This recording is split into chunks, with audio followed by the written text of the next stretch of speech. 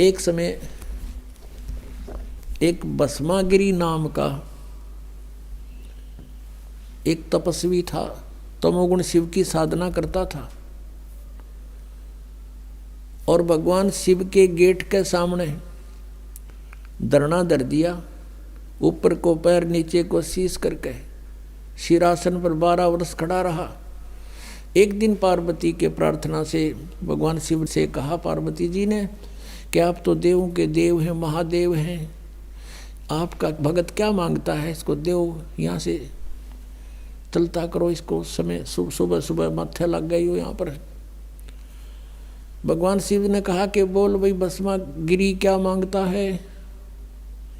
भस्मागिरी ने कहा कि आप वचनबद्ध हो जाओ प्रभु तब मांगू। शिव जी ने कहा वचनबद्ध हो गया बच्चा, मांग क्या मांगता है। वो खड़ा हो गया, फिर तो छोड़ दिया सिरासन, सीधा खड़ा हो गया।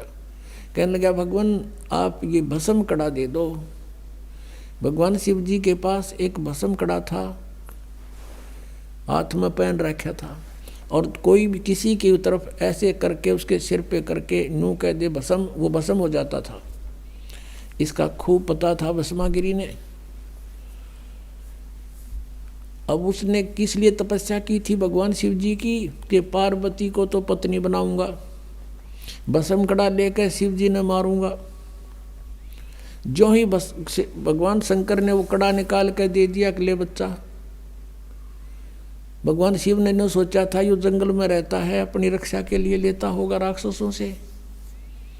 भगवान शिव ने ये भी ना पता था तेरा दुश्मन है, भगत नहीं। हाथ में कड़ा आते ही कहने लगा ओले शंकर होशियार, तुझे मारूंगा, पार्वती को पत्नी बनाऊंगा।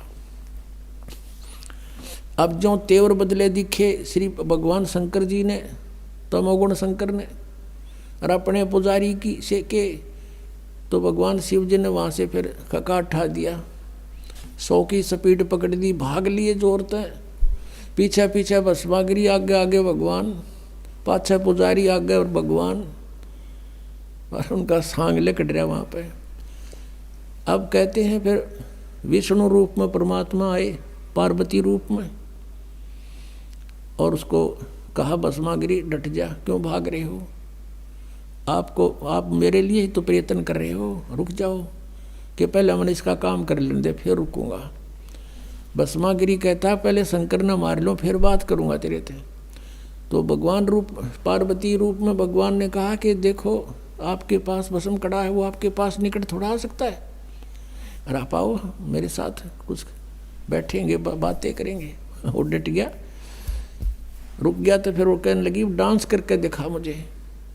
भस्मागिरी कहता मैं तो साथ भक्ति तपस्या करनी आदमी हूँ, मैंने डांस तो ना करना तक ना, डांस तक करके दिखाना पड़ेगा तब मैं प्रसन्न होंगी। तो उन्होंने बोला करने लग गया डांस कि मैं बताती हूँ ऐसे करो ऐसे करो, नो करके, और जो उनसे हाथ में कड़ा था वो सिर पर करवा लिया, और कर ऊपर और कर। जब ऊपर आ लिया, जब उन्होंने कह दिया भस्म, वो भस्मागिरी मर गया, भस्मासुर कहलाया फिर उसके बाद वो राक्षस।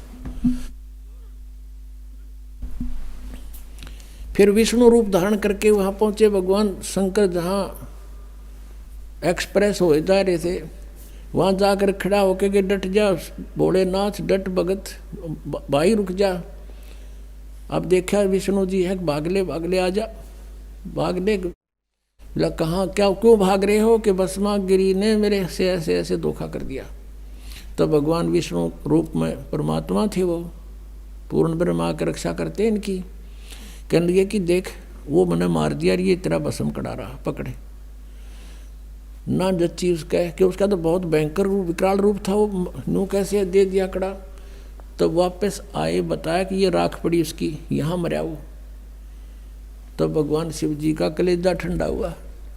आरामी न भगवान माने थे, यह कथा रोज पढ़ा करते कि भगवान भस्मागिरी का आगे भाग लिया शंकर जी। अगर अविनाशी होते, अजर अमर होते तो कहते आजा भाई, करके करेगा।